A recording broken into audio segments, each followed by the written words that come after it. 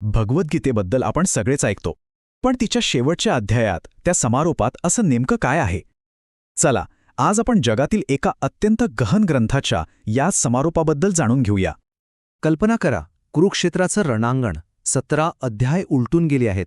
एक तीव्र संवाद झालाय आणि मग शेवटी असं कोणतं अंतिम सर्वोच्च रहस्य आहे जे श्रीकृष्ण अर्जुनाला सांगतात? चला तर मग थेट गीतेच्या 18व्या अध्यायात जाऊया, जो खरं तर या संपूर्ण ज्ञानाचा सार आहे. तर पहिला रहस्य दडलंय एका शब्दात, एका संकल्पनेत, जिचा अर्थ अनेकदा आपण चुकीचा लावतो: त्याग. आता इथे गीता एक खूप महत्वाचा फरक स्पष्ट करते.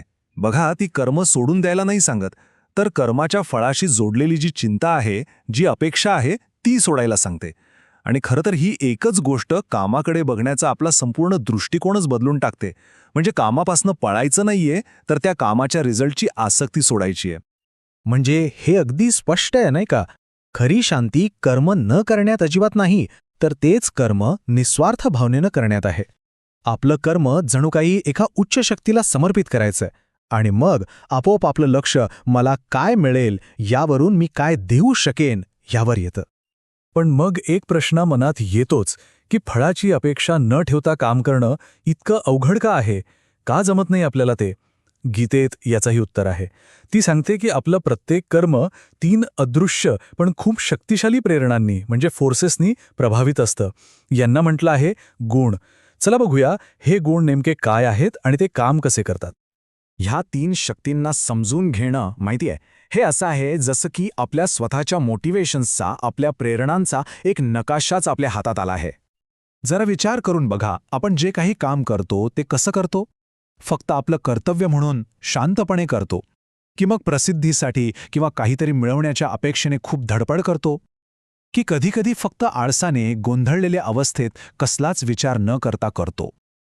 हेच ते 3 गुण आहेत: सत्व, रज आणि तम.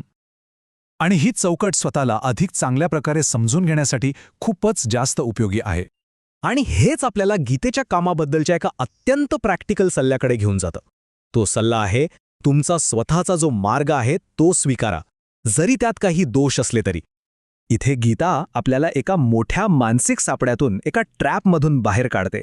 तो ट्रॅप आहे परफेक्शनिझमचा. बघा, गीतेनुसार जगात असं कोणतंच काम नाही जे 100% परफेक्ट, पूर्णपणे निर्दोष असेल. प्रत्येक कामात काही ना काही उणीव असणारच, आणि त्या परफेक्शनची वाट बघत बसणं म्हणजे एक प्रकारे कर्म टाळणंच आहे. याच संदर्भात एक खूपच शक्तिशाली विचार मांडला आहे.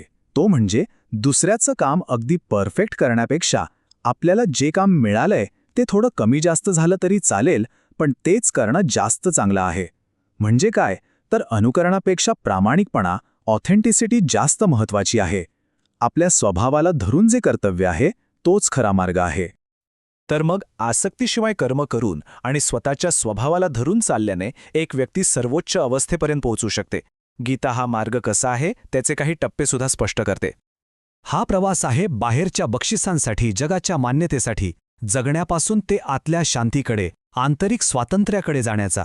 म्हणजे खोटा अहंकार, गर्व, क्रोध आणि सगळ्यात महत्त्वाचं म्हणजे माझेपणाची भावना. हे सगळं सोडून जेव्हा मन शांत होतं तेव्हाच ती खरी मुक्त अवस्था मिळते. यालाच ब्रह्मसाक्षात्कार असं म्हटलं आहे.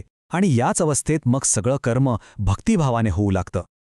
तर मग इतक्या सगळ्या प्रवासानंतर, सगळ्या चर्चेनंतर अर्जुनाला रणांगणावर ते अंतिम रहस्य नेमकं कोणतं कळलं?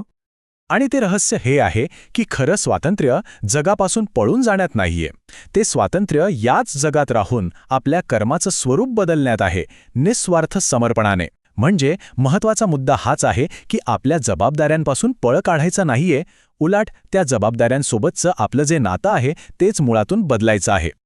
आणि हाच तो विचार करायला लावणारा प्रश्न आहे जो 18वा अध्याय आपल्यासमोर ठेवून जातो, की जर आपलं सगळं लक्ष फक्त प्रयत्नांवर केंद्रित केलं, परिणामावर नाही, तर आपल्या आयुष्यात काय बदल होईल?